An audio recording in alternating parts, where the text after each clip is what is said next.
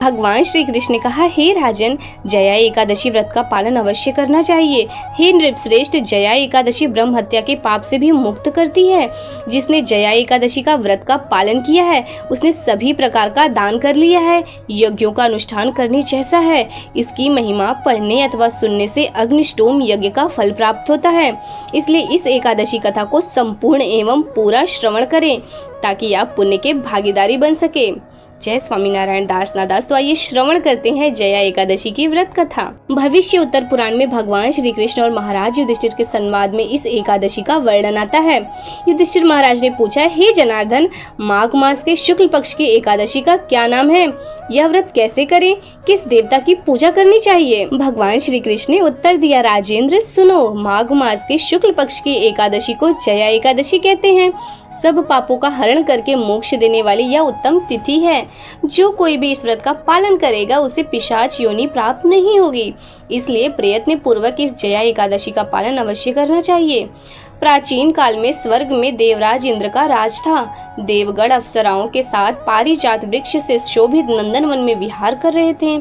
50 करोड़ गंधर्वों के नायक देवराज इंद्र ने अपनी इच्छा से वन में विहार करते हुए नृत्य का आयोजन किया था।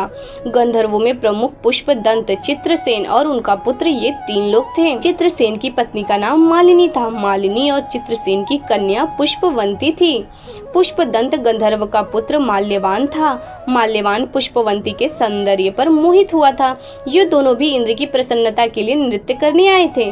यह दोनों भी अन्य अप्सराओं के साथ आनंद में गायन कर रहे थे, किंतु एक दूसरे पर अनुराग दृष्टि के कारण वे मोहित हो गए और उनका मन विचलित हो गया।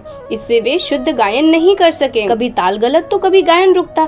इस बात से क्रोधित और अपमानित होकर इंद्र ने श्राप दिया, आप दोनों पतित हैं, मूर्ख हैं, तुम्हारा धिक्कार हो। मेरी आज्ञा भंग करने के फलस्वरूप आप पति पत्नी के रूप में पिशाच योनि में जन्म लेंगे। इंद्र से ऐसा श्राप मिलते ही दोनों बहुत दुखी हुए।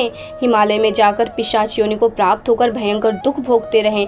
शारीरिक पातक से प्राप्त हुई इस योनि से पीड़ित वे पर्वत की गुफा में भ्रमण कर रहे थे।